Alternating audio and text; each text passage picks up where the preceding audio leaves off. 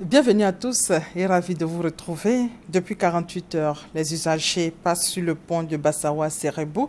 L'ouvrage a été inauguré par le chef de l'État depuis le vendredi. Un pont, 2 fois, une voie sur le fleuve Komoé. Il relie désormais 4 régions, Ifou, Gontougo, Hambol, le Gbeke. C'est une réalisation qui va générer 350 emplois directs. L'ouvrage a coûté 5,5 milliards de francs CFA et 3 millions de populations vont en bénéficier.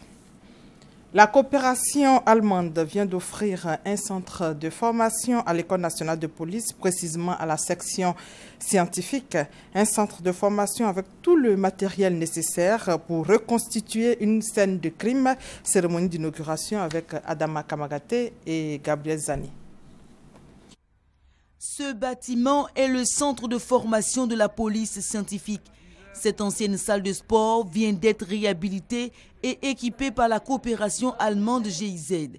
Ces équipements permettront de reconstituer des scènes de crime.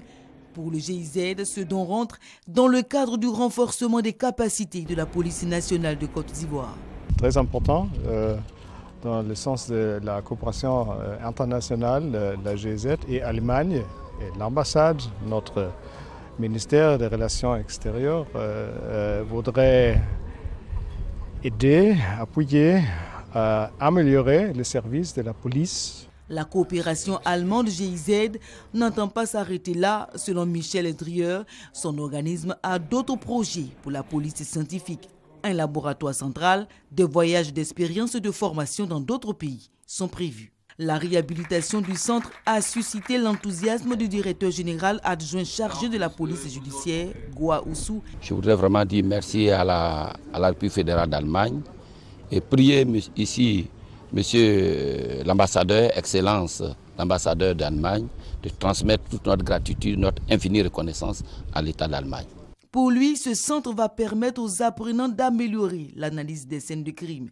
En marge de l'inauguration du centre de formation, le GIZ a aussi remis des véhicules rénovés à la police scientifique. En image, le village de Kotogwanda, dans le département de Kounfao, bénéficie désormais d'un collège moderne de proximité. Son coût, 280 millions de francs CFA. Cérémonie d'inauguration de cet établissement en présence des ministres Kwasi Adjoumani et Anzoumana Moutaye, tous deux fils de la région. Autre image, les 8e Jeux de la francophonie se tiendront du 21 au 30 juillet 2017 à Abidjan. Les organisateurs sont donc à pied d'œuvre pour que cet événement de portée internationale puisse offrir des opportunités aux entreprises locales. Une convention tripartite est donc signée entre la Chambre de commerce et d'industrie et la Commission internationale et nationale des Jeux de la francophonie. Hors de nos frontières, 13 personnes au moins ont été retrouvées mortes dans les Alpes-Maritimes après de violentes intempéries, selon un bilan qui n'a cessé de s'alourdir. Dans la nuit de samedi, les secours ont le plus grand mal à accéder à l'ensemble des sites touchés. Au Nigeria, au moins 18 personnes ont été tuées et plus de 40 blessées dans 2 attentats suicides qui ont frappé vendredi soir les faubourgs de la capitale nigériane, Abuja. C'est un événement mondial, la COP21, la conférence des parties sur les changements climatiques en décembre à Paris. La Côte d'Ivoire, qui participe à ce grand rendez-vous, a lancé officiellement les préparatifs depuis plus de 4 mois en présence du Premier ministre. Quel sera le message de la Côte d'Ivoire à cette COP21? Eh bien, pour en parler, le ministre Ala Kwadjo Rémy est notre invité ce dimanche. Avec lui, on parlera également de l'opération Balai devant ta porte. Rendez-vous donc tout à l'heure. Merci de votre fidélité.